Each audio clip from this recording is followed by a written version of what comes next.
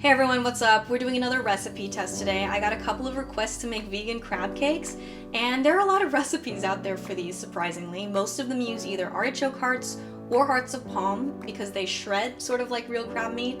I'm gonna pit two of these recipes against one another today, let you know which one is my favorite.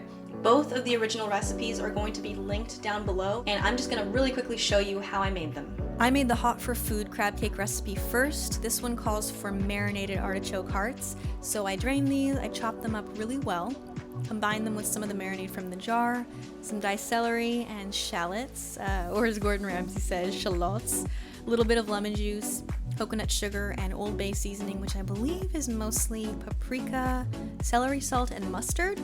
Then you add in a little bit of chickpea flour to bind everything. It was actually feeling really mushy at this point, so I threw it in the fridge for 15 minutes. It firmed up, became a lot easier to work with and shape into my patties.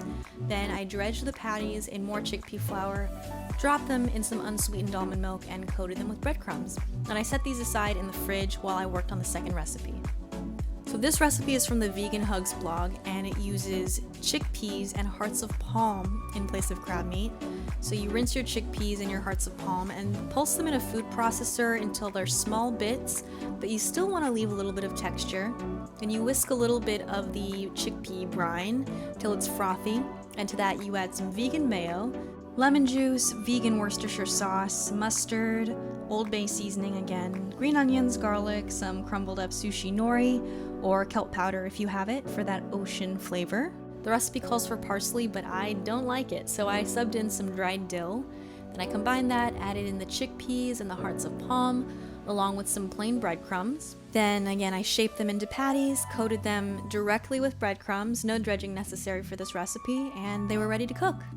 Both of the original recipes suggest that you pan fry your crab cakes. You can do this over medium heat, add a few tablespoons of oil, fry them for a couple minutes per side until they're golden brown. But I wanted to test out a healthier option as well, so I baked the rest of mine together on a lined baking tray, 450 degrees for 40 minutes. I didn't flip them, I just rotated my baking tray at the 20-minute mark to help them cook evenly, and they actually turned out really nice and golden brown and crispy. We're gonna try the hot for food crab cake first.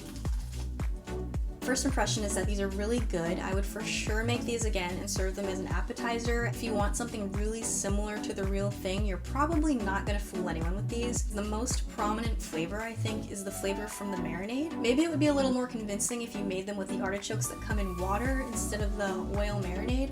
I'm not sure. I really like the texture of these though, because you know how some veggie patties, they just fall apart and they're hard to work with? These held their shape really nicely. They're nice and firm, I think because of the chickpea flour. So these would make a great finger food. If you want to serve them at a party, they're not going to crumble everywhere. And I would guess if you wanted to make these bigger, you could serve them as patties on like a fish fillet inspired sandwich. Let's try the second recipe now. Wow, right off the bat, these are really convincing. I'm not sure if you had just given these to me if I would have been able to tell you that they're made out of chickpeas.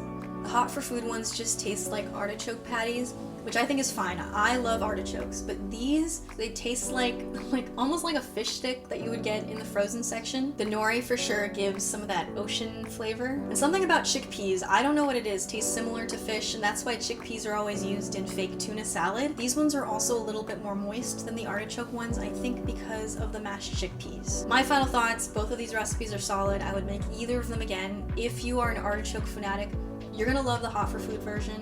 If you're trying to fool an omnivore or you just miss crab cakes, try out the Vegan Hugs version. I have a slight preference towards this one, I think mostly because the texture is a little bit more moist, but I'm gonna finish them both. Let me know if you've tried either of these recipes or some other variation on crab cakes. I think I saw one with tempeh as well. Also, let me know if you have any other requests for recipe tests. These are really fun for me to film because I wouldn't even be trying recipes like this if it weren't for this channel, so it helps get me out of my comfort zone. Thanks for watching, have a great day, I'll see you in my next video.